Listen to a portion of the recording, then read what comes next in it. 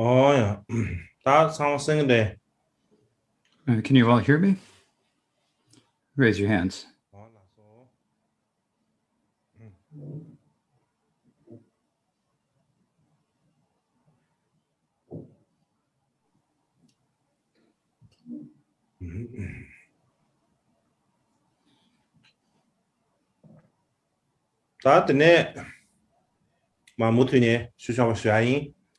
So now I will continue from where I left off. And so I spoke a little about the meaning of a liberation story in terms of talking about the autobiographical liberation story, the good deeds. So now why is this called the good deeds? So if you ask what the reason is, within this liberation story, it says, I think of this as one of my good deeds.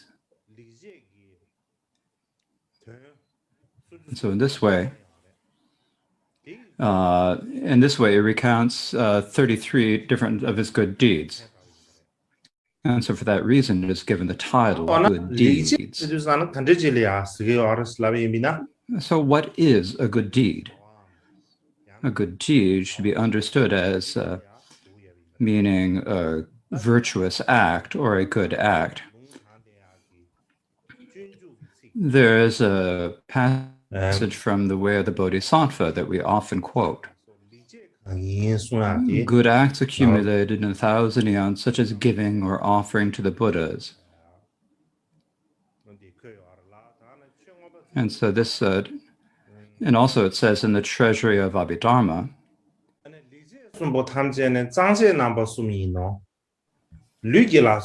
all three good deeds are three purifiers.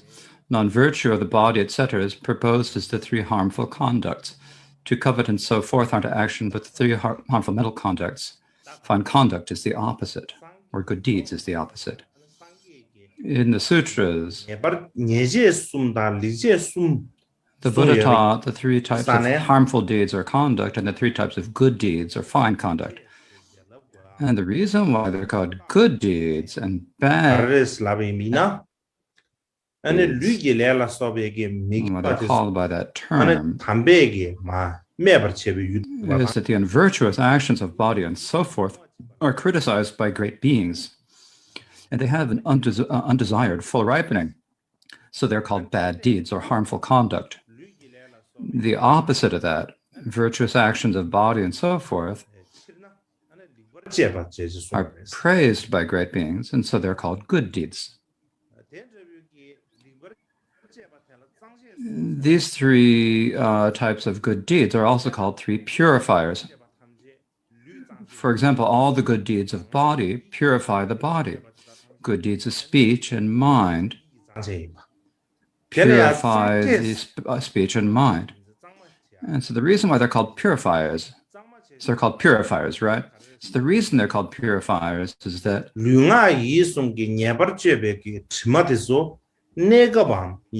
the stains of harmful action of body, speech, and mind are ultimately abandoned through these, so they're called the purifiers. Now, covetousness and so forth are not actions, they're not karma, but in terms of being afflicted, they're also concluded in a harmful conduct of mind. And so these are the difference between good deeds and bad deeds or harmful conduct. In particular, what are good deeds? So I think we can understand what are meant by good deeds here. Now this text, the good deeds, to explain it.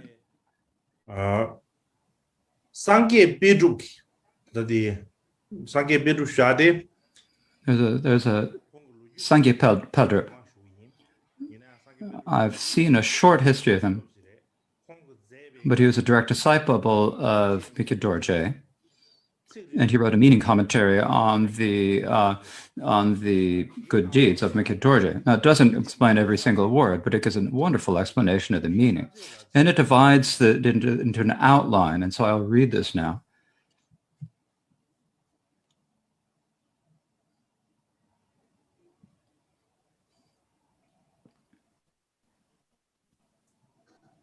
다 될라야. 아니, 리제마 될라야. So the good deeds principally it has three main sections or three parts. And the first of these parts is the homage and pledge to compose.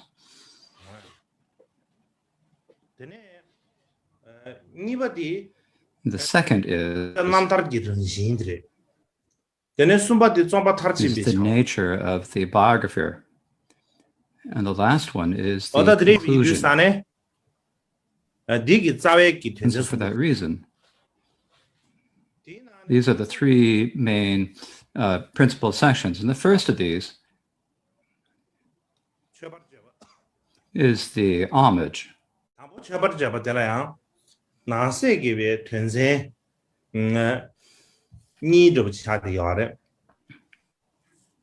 The homage and pledge to compose has two different parts as well. And so these are, and they're the first paying homage to the great beings and the pledge to compose. These are the two sections. And so among them, the paying homage to great beings is the first of these two. And the words of that say, to those with unrivaled compassion, the three jewels and gurus I pay homage with respect.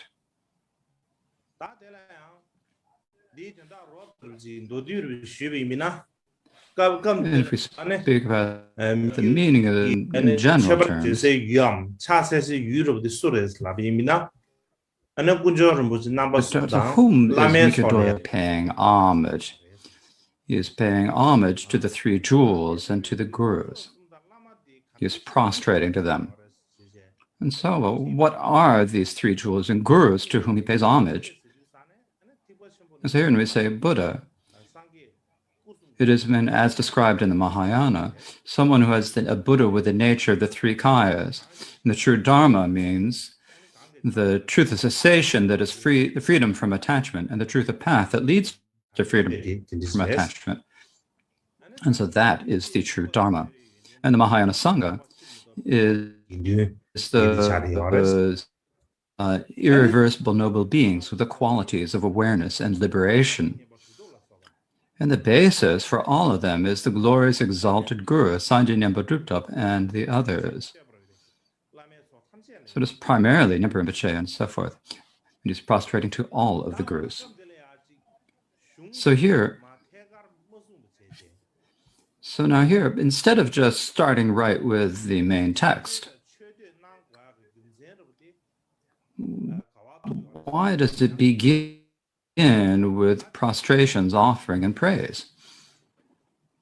The reason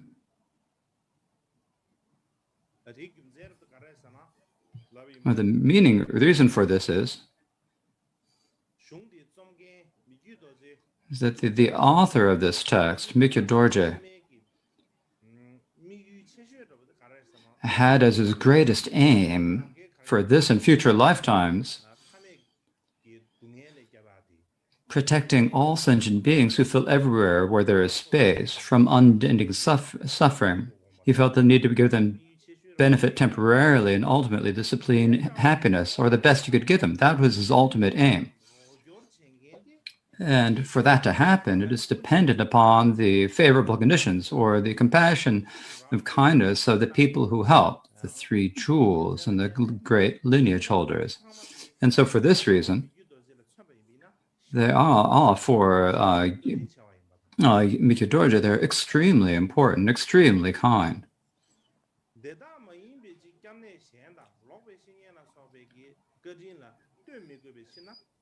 Because he does not need to depend on any other refuge or on false spiritual teachers, he says their kindness is unrivaled. Generally in Tibet, no matter what text is written, all authors begin it with an homage to the Buddhas and the Bodhisattvas and the Gurus. They're just there. And the purpose for this is generally said to be able to prevent obstacles to completing the writing of the text and to be in harmony with the fine conduct of upstanding people.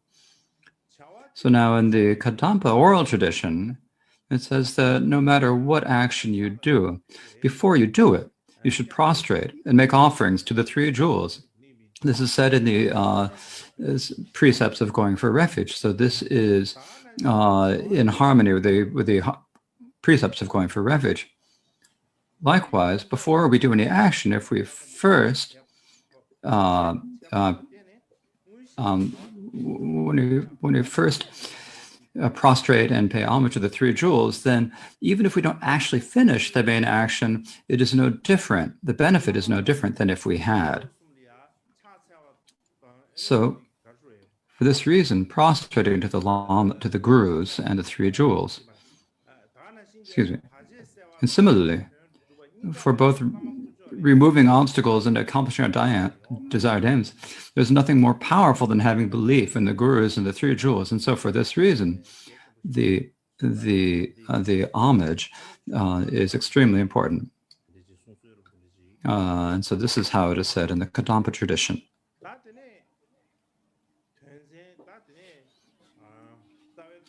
So next is the sections of the first main part. And this is the second is the pledge to compose. And this has, if we divide it into different points, it has 5 different points. This is the expression of modesty, how this is for the faithful and the receptive beings, the actual topic, refuting that this is inappropriate, and dispelling the exaggerations and denials. And so for these, and the first of these is the expression of modesty. And the words here is great beings would see nothing wondrous here. Now, so the meaning of this line is that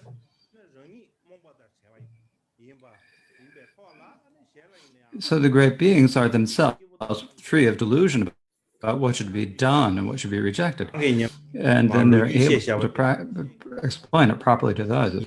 And so if that great beings like this, then if such great beings were to look at this liberation story of Mukta Dorje, they would feel no wonder or amazement or joy about it or interest in it. And because for them, they would feel this way about my own explanation of experience in history.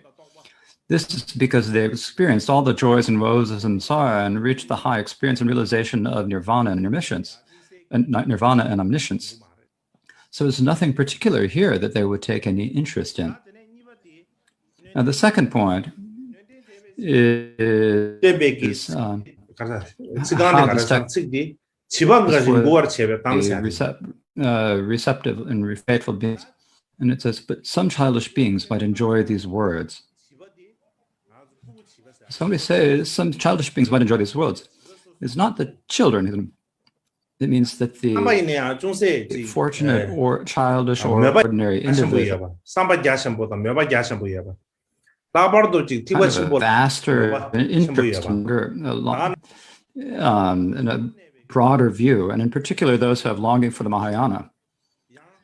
And they have a really impartial, clear eye of intelligence. When they see or hear the story of Maya Mukta Dorje's liberation, they might feel faith and develop delight and train. And it's possible that they might train in following this example. And so he's teaching this liberation story specifically for their sake.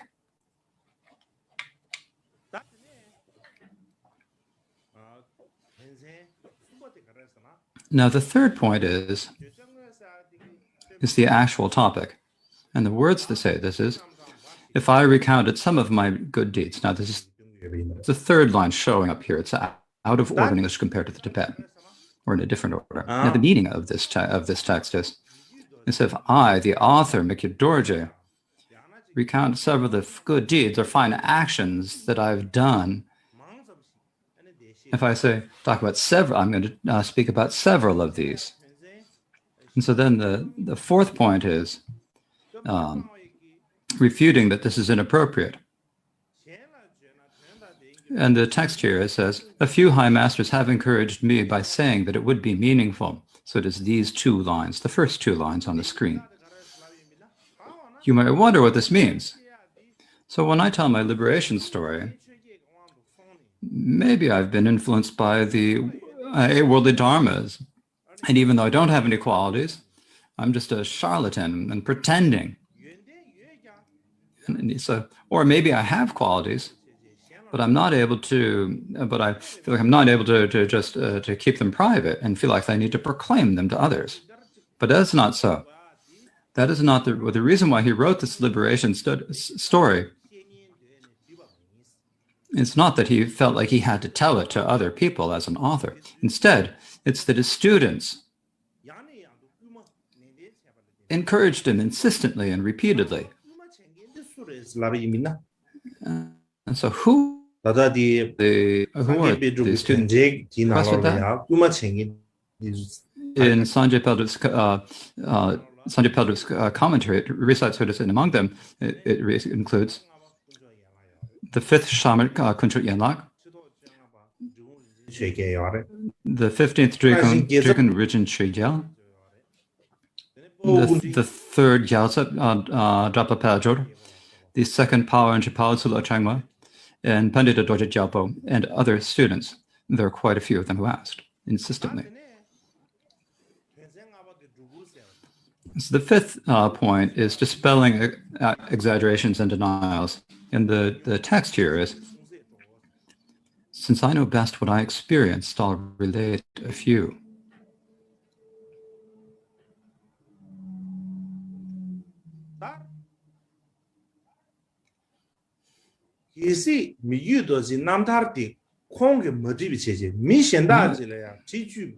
Now, if someone else had compiled this liberation story of Mikit Dorje and he hadn't written it himself, if someone else had written it, what would happen is that there'd be the danger of them exaggerating and saying that he possessed qualities that he doesn't, or denying that he has some things that he does. There's the danger this would happen. And so for this reason, so because whether it's the good deeds or bad deeds of body and speech and mind, whichever type it is, the experience is something that is really only vivid to oneself and something that one knows one's best, because one's own mind is not hidden from oneself. So for that reason, he wrote it himself.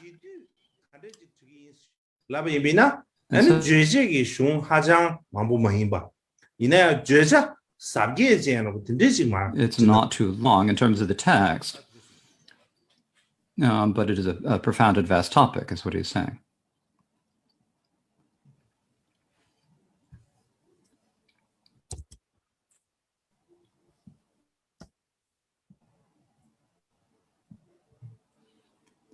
So for this reason,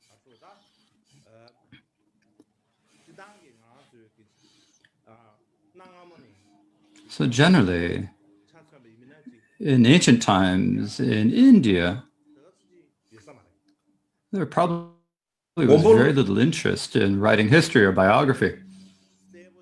There is not really even a single clear line or word about the lives of Nagarjuna or Asanga or Vasubandhu.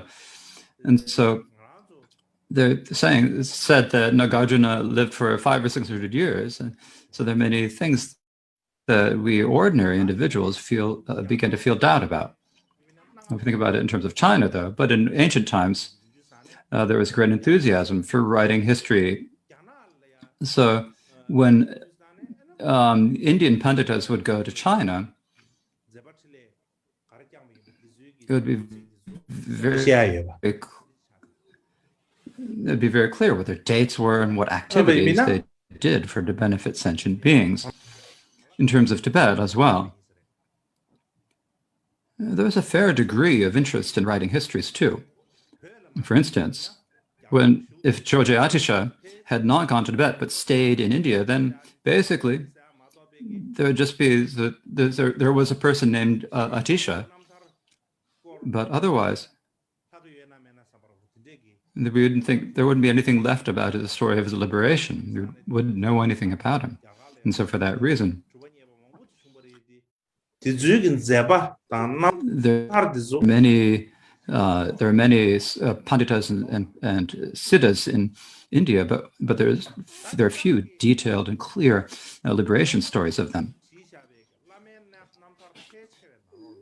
So generally, most of the liberation stories that are written by students spend a lot of time making too many proclamations of their greatness, and they're only praising the Lama. And so they go really far away from the actual factual history. And so for this reason, Rangchen Dorje's student Yung Tumpa, he wrote an autobiography, or his own, a story of his own. At the beginning, there are these verses. I have no aspiration of accomplishing great deeds or benefiting beings. If even though I do not, I said I did, it would be a lie about having supreme human qualities, and I would lose my vow of individual liberation. He says, I don't have any great story of liberation, and I don't have any. If you don't have these stories of liberation, or then if you said you did, then it would be a lie about having supreme human qualities, and then you would lose your vows. But having a supreme human qualities is. We talk about the four defeats, and the easiest one is actually the supreme human qualities. This is the easiest one, as the greatest. Say, I saw the Idam Dedu. I've probably realized I'm just about to realize emptiness, or some people say. And so I realized the Sangtal, the wide open space of Dzogchen, and they sit there with their eyes open. If you've actually realized it, then that's fine. But if you haven't realized it, if you pretend, then it's finished. So that would be a lie about having supreme human qualities. But in Tibet, the supreme human qualities, or lies about having supreme human qualities,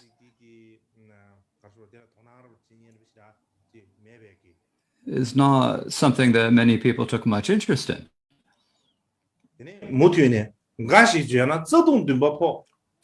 so it continues. If I said a few, I'd have the seventh root downfall. Any little virtuous act one has done would be lost by proclaiming them with conceit.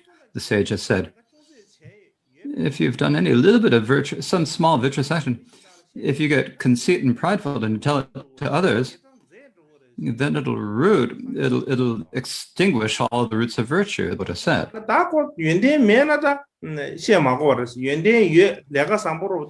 you don't have qualities, there's no need. But if you have qualities, if you do something, but then if you do, and if you look, if there's someone you can tell it to, and even if there's no one to tell you, then you can go onto the internet and say, I did this, and put new pictures every day, and the right things every day, instead of put all sorts of things up there, then this has become like proclaiming your qualities to others. And if you're not careful about that, if you're not careful about that, then you're going to extinguish your virtues, and you're going to ruin all the virtues you've done. And so then at the end of that liberation story, there's a verse that is really important. This is something that and this is from these are the last words in Yongchen Pasan, and this is something that scholars from all the different schools, Sakya and Gelugpa, it's all recited, and what it says is, most liberation stories written from conceit, praise too highly, make the guru into charlatan. Therefore, I write my own story of liberation in brief, with no exaggerations or denials. If you doubt and think that this is not fulfilling, that it does not fit in your mind, or that it is lie, with an impartial eye, examine it to see whether it is proper or to be afraid, or that or not. If there is a contradiction, that it is right to expunge it. So what this is saying is that basically most of the liberation stories written by students make the guru into a fake. If we say, I've been blessed, if you do it yourself, then if you think this is, if you say this, if you doubt, they might doubt the Lama, or they might think that it's not fulfilling, or that you don't understand, or you might think that it's lying. If you have any thought, then if you think that it doesn't happen, then you need to look with an impartial eye and examine it to see. Also, the great master Kamachakmi wrote in a text called the consequences, the logical consequences of liberal stories. So he looked at these. He wrote many different liberation stories outer and inner and secret liberation stories, and there are many different. And he wrote up something about the issues here, and he wrote this in terms as like as a debate. So like there was someone presenting the debate and someone responding. Now there wasn't actually anyone else there. So Kamachakme, Kamachakme was his Kamachakme, and his novice was named Kamalongwa. And so he used the two names, and it's like he was debating himself. And so what it says in this text, if you say that it follows that writing one's own liberation story is logical because there is reason for it, if you make this constant, then you'd have to say your evidence is not proven. And the reason for that, because there is a reason, the reason is that students have no knowledge of how one's own science, experience, and realization occurred. So unless one writes one's own, that is not clear. So here is writing the reason in the form of a syllogism. And so what this means, and think about this in our minds. So that whatever we think in our minds, or whatever feelings we said, or if we think about it in terms of dharma, what experiences and realization we know so there's a particular biographical liberation stories. That's what he's saying. So in brief, it's as I said, the biographies of great beings are called liberation stories. But there's no custom of calling ordinary beings liberation stories before, not in Tibet. But these people don't know this distinction. And people write their biographies, ordinary people, and saying that they're the story of his or her liberation. So later, the Kala Shapten, who is from modern time. So this comes in. And it's because they have not risen even an inch above the mire of samsara, it is not worthy of the name liberation story. So when you time, these ordinary individuals aren't even to get even an inch above samsara. Forget about calling it about a liberation story. They haven't been able to achieve liberation. And so I think this is a quote that it really fits the meaning. So I think that is probably enough for today. So tomorrow, we still haven't talked about the good deed. So I think I'll talk about the first good deed tomorrow. Some people are saying to me, you better start going quickly. You only have 21 days, but there are 33 days. And he said, in addition, you're going to talk about the praise he searched thoroughly. So what are we going to do? So think about how you're going to do it. There are people say this. So I think there's no, it's okay. But deep in me, I still have a bit of worry. Is it going to be okay or not?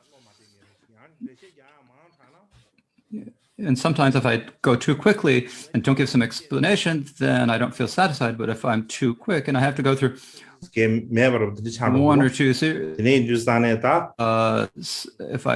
I don't go a bit quickly and go through a stanza or two a day, then in the end I'm just going to have to, all I'll be able to do is just give the oral transmission. So now please prepare the dedication and aspiration prayers.